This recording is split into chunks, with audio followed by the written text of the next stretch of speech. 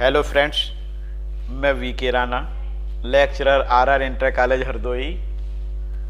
आज कक्षा 12 का एक नया चैप्टर नई यूनिट के साथ में आया हूँ। नई यूनिट का नाम है स्थिर वैद्युतिकी इलेक्ट्रोस्टैटिक्स। इस चैप्टर के नोट्स मैंने पीडीएफ में डिस्क्रिप्शन में डाल दिए हैं, उसमें आप देख लेना। और यहाँ समझा भी देता हूँ, आप वीडियो के साथ साथ समझ लेंगे, पूरा आपको तैयार हो जाएगा। आज पूरा थ्योरेटिकल वीडियो है, थ्योरी है, तो नोट्स मैंने बना दिए हैं, कोई आपको दिक्कत नहीं होगी। बहुत शॉर्ट में लिख दिया है, सिंपल लैंग्वेज में लिख दिया है। आप पढ़ेंगे तुरंत आपको तैयार भी हो जाएगा। कॉपी पे लिखेंगे, समझेंगे। क्या लिया है? सबसे पहले स्थिर वैद्युतिकी, यानी जो चैप्टर है स्थिर वैद्युतिकी होता क्या है। देखिए, स्थिर वैद्युतिकी यानी भौतिक विज्ञान की वह शाखा जिसमें हम ऐसी वस्तुओं का अध्ययन करते हैं जिन पर आवेश स्थिर रहता है। यानी हेडिंग देखो, स्थिर वैद्युतिकी यानी विज्ञान की वह शाखा ऐसी वस्तुओं अध्ययन करते हैं जिन पर आवेश स्थिर रहता है, स्थिर वैद्युतिकी। हेडिंग में ही डेफिनेशन है। अब देखो, वैद्युत आवेश, आवेश के बारे में 10th में भी आपने बहुत पढ़ लिया होगा, लेकिन फिर भी जो महत्वपूर्ण है, बहुत ज़्यादा परीक्षा में पूछा जाता है, वो टॉपिक मैं आपको पढ़ा देता हूँ। देखो, वैद्युत आवेश होता क्या है? किसी पदार्थ का वह गुण जिसके कारण उसकी वैद्युत तथा चुंबकीय यानी जिसके कारण उसमें वैद्युत तथा चुंबकीय प्रभाव उत्पन्न होते हैं अथवा उनका अनुभव होता है, ये भी लिख सकते हैं, वैद्युत आवेश कहलाता है। यानी किसी पदार्थ का वह गुण जिसके कारण उसमें विद्युत तथा चुंबकीय प्रभाव उत्पन्न होते हैं, वैद्युत आवेश कहलाता है। Q से प्रदर्शित करते हैं, ये आदेश राशि है वैद्युत आवेश। अब देखो, Q बराबर N, जहाँ N इलेक्ट्रॉनों की संख्या, ये आवेश होता है। और देखो, वैद्युत आवेश का मान कितना होता है? 1.6 × 10⁻⁹ कूलाम। और विद्युत आवेश दो प्रकार के होते हैं। कौन कौन से प्रकार इनके होते हैं? देखो, धनावेश, नंबर 2 ऋणावेश।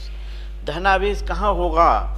जिस वस्तु पे इलेक्ट्रॉनों की कमी होगी वह धनावेश, और जिस वस्तु पे इलेक्ट्रॉनों की अधिकता होगी ऋणावेश।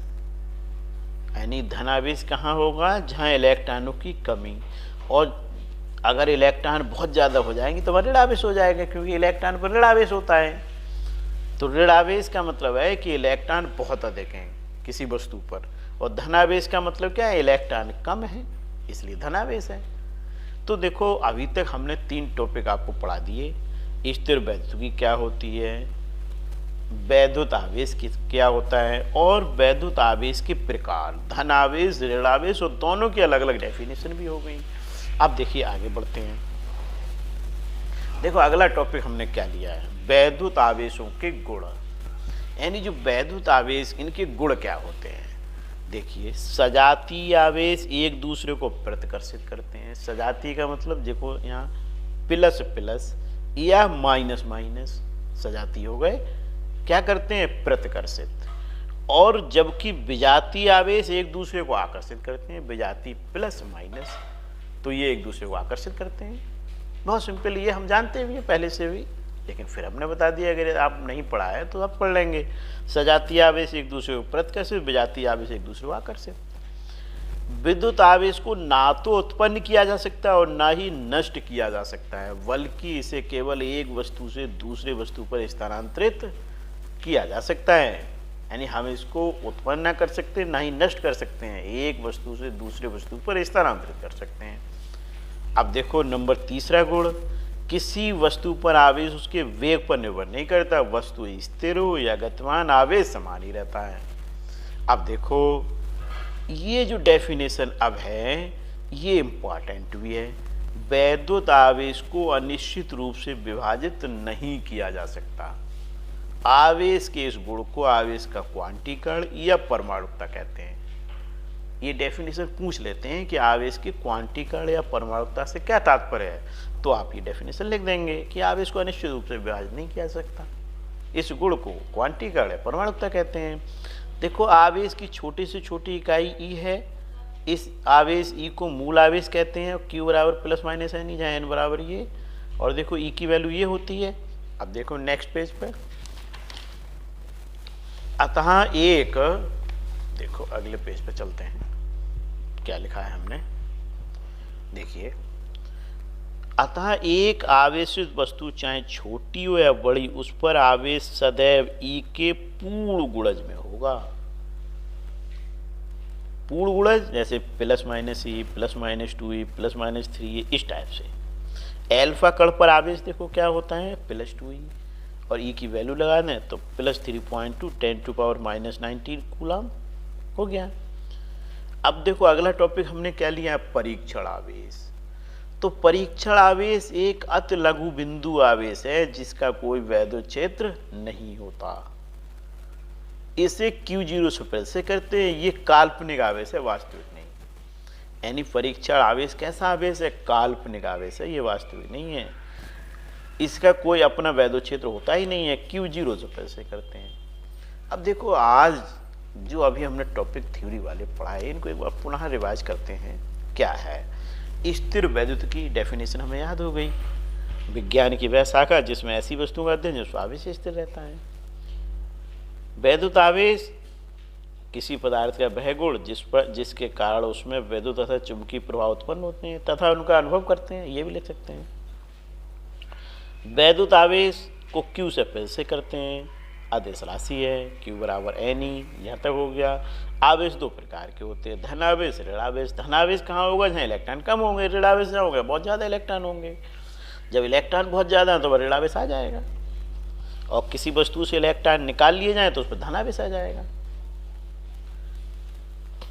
देखिए वैद्युत आवेश के गुण, वैद्युत आवेशों गुण, गुण भी आपको याद होगा। यानी एक जैसे आवेशों, सजातीय आवेशों तो एक दूसरे को प्रतिकर्षित करते हैं, और विजातीय आवेश एक दूसरे को आकर्षित करते हैं।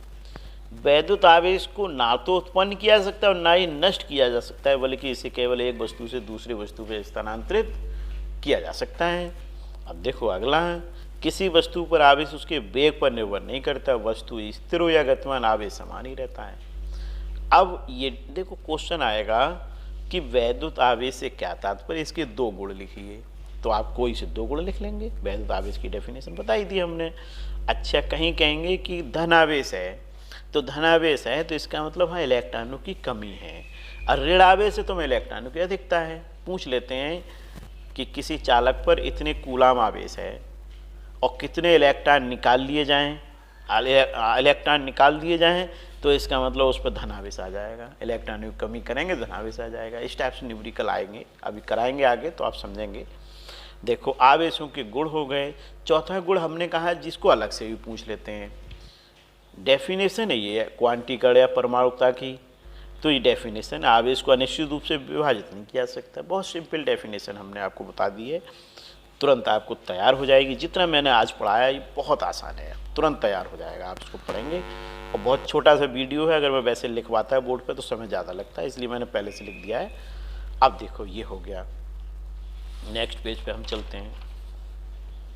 देखो अगला क्या है, अतः एक आवेशित वस्तु चाहे छोटी हो या बड़ी, उस पर आवेश ई के पूर्ण गुणज में होगा। जैसे ये देख रखा है हमने, +v + 2e + 3e + 4e, या -e -2e -3e -4e।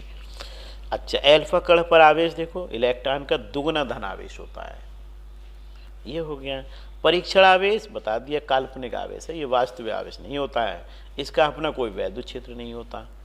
Q0 से प्रदर्शित करते हैं। आज इतना ही रहने देते हैं, बहुत शॉर्ट में हमने आपको बहुत अच्छा लिखवा दिया। इसमें से ये डेफिनेशन तो बहुत इम्पॉर्टेंट है। कौन सी वाली बता रहा हूँ मैं, क्वांटीकरण की या परमाणुकता की। ये डेफिनेशन बहुत ज़्यादा पूछी जाती है।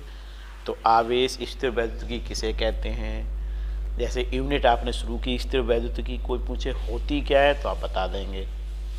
वैद्युत आवेश क्या होता है, कितने प्रकार का होता है, क्या इसके मान होता है, इसके गुण क्या होते हैं, सब आपने पढ़ लिया। फिर आपने आवेश का क्वांटीकरण पढ़ लिया, फिर परीक्षण आवेश पढ़ लिया। आज इतना ही रहने देते हैं। नेक्स्ट वीडियो में कूलाम का नियम लेके आ रहे हैं, इसको तैयार करिए और कॉपी पर नोट्स बना लीजिए, लिख लीजिए। Okay, thank you.